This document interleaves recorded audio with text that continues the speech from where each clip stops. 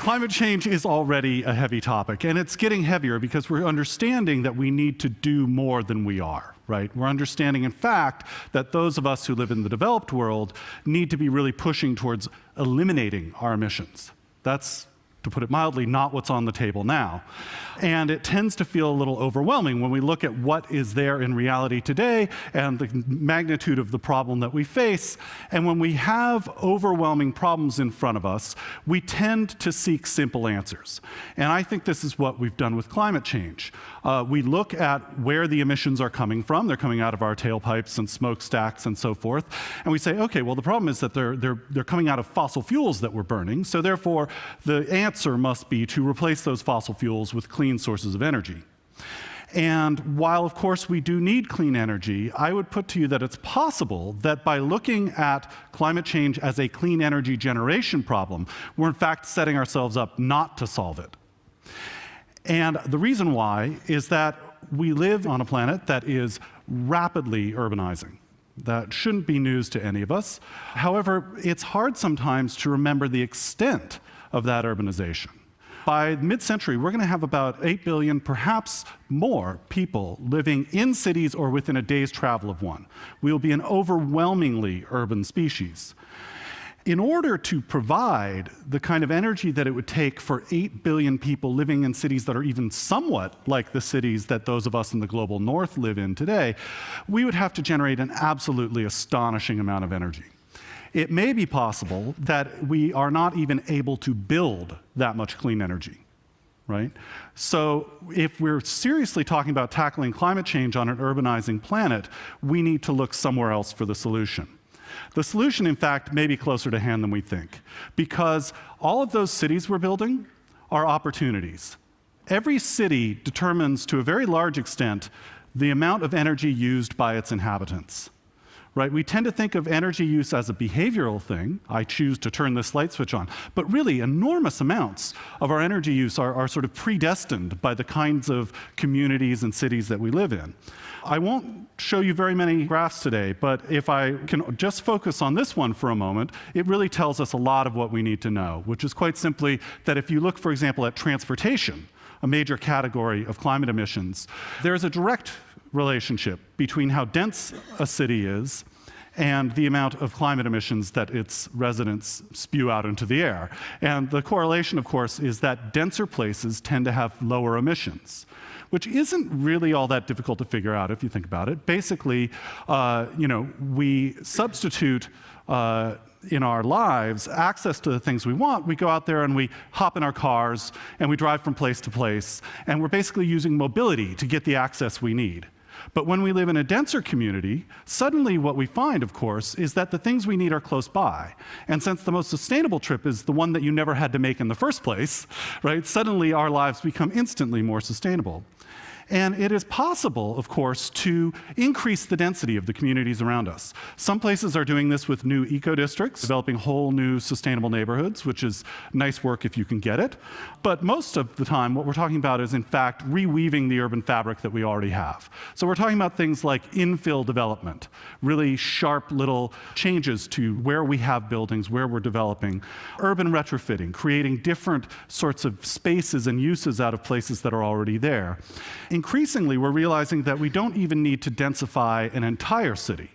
What we need instead is an average density that rises to a level where we don't drive as much and so on. And that can be done by raising the density in very specific spots a whole lot. Right? So you could think of it as tent poles that actually raise the density of the entire city. And we find that when we do that, we can in fact have a few places that are really hyperdense within a wider fabric of places that are perhaps a little more comfortable and achieve the same results. Now, we may find that there are places that are really, really dense and still hold on to their cars.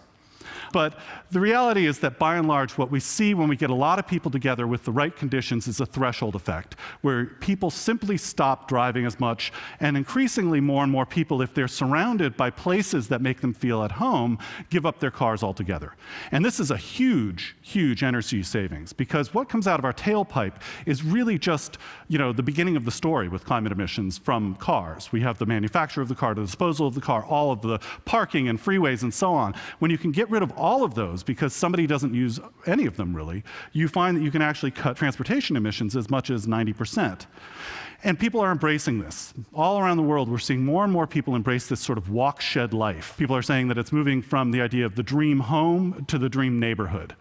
And when you layer that over with the kind of ubiquitous communications that we're starting to see, what you find is, in fact, even more access sort of suffused into spaces. Some of it's transportation access. This is a magnificent map that shows me, in this case, how far I can get from my home in 30 minutes using public transportation. Some of it is about walking. It's not all perfect yet. This is Google Walking Maps. I asked how to do the Greater Ridgeway, and it told me to go via Guernsey. It didn't tell me that this route may be missing sidewalks or pedestrian paths, though.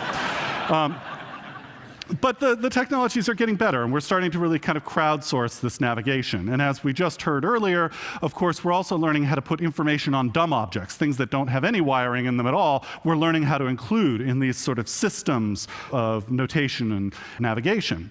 Part of what we're finding with this is that what we thought was the major point of manufacturing and consumption, which is to get a bunch of stuff, is not, in fact, how we really live best in dense environments. What we're finding is that what we want is access to the capacities of things. My favorite example is a drill. Who here owns a drill, a home power drill? Okay, I do too. The average home power drill is used somewhere between 6 and 20 minutes in its entire lifetime, depending on who you ask. And so what we do is we buy these drills that have a potential capacity of thousands of hours of drill time, use them once or twice to put a hole in the wall and let them sit, right? Our cities, I would put to you, are stockpiles of these surplus capacities. And while we could try and figure out new ways to use those capacities, such as cooking or making ice sculptures or even a mafia hit, what we probably will find is that, in fact, turning those products into services that we have access to when we want them is a far smarter way to go. And in fact, even space itself is turning into a service. We're finding that people can share the same spaces, do stuff with vacant space. Buildings are becoming bundles of services, right? So we have new designs that are helping us take mechanical things that we used to spend energy on, like heating, cooling, et cetera, and turn them into things that we avoid spending energy on. So we light our buildings with daylight.